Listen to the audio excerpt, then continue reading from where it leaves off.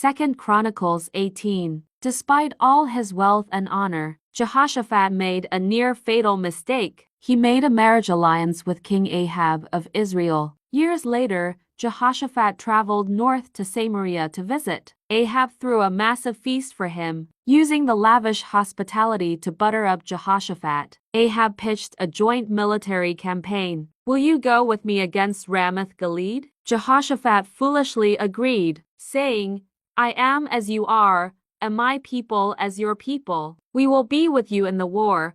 But Jehoshaphat quickly added, "Let's seek the counsel of the Lord." Ahab rounded up 400 pagan court prophets, who all chanted in unison, "Go, God will give it into the king's hand." But Jehoshaphat sensed something was off. He asked, "Is there no longer a prophet of the Lord here whom we can inquire of?" Ahab grumbled, "There is still one man through whom we can inquire of the Lord, but I hate him because he never prophesies anything good about me, but always bad. He is Micaiah son of Imlah."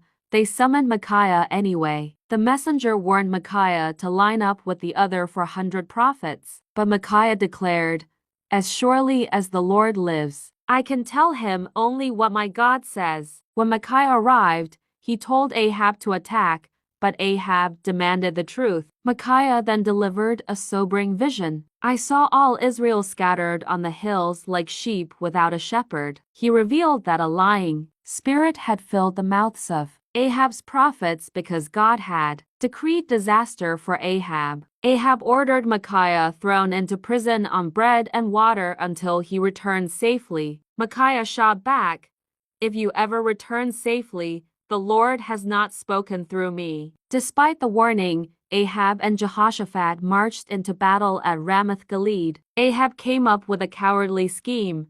"I will disguise myself and go into battle, but you wear your royal robes." Jehoshaphat foolishly agreed, walking onto the battlefield wearing a huge target on his back. The Syrian king had commanded his chariot officers to ignore everyone else and kill only the king of Israel. Seeing Jehoshaphat in his regal robes, the Syrians swarmed him, trapped and facing death. Jehoshaphat cried out to God, and the Lord helped him, drawing the chariots away from him. When the chariot captains realized he was an Ahab, they stopped chasing him. Meanwhile, Ahab thought his clever disguise made him untouchable. But a Syrian soldier randomly drew his bow and shot an arrow into the air. That random arrow flew straight between the joints of Ahab's armor. Bleeding heavily, Ahab was propped up in his chariot until evening, and as the sun went down, he died. The prophecy was fulfilled. Jehoshaphat was a great king, but his desire to play nice with Ahab almost cost him his life. When you find yourself in over your head because of a poor decision, cry out to God just like Jehoshaphat did. His mercy is big enough to pull you out of the traps you walked yourself into. Solo mission.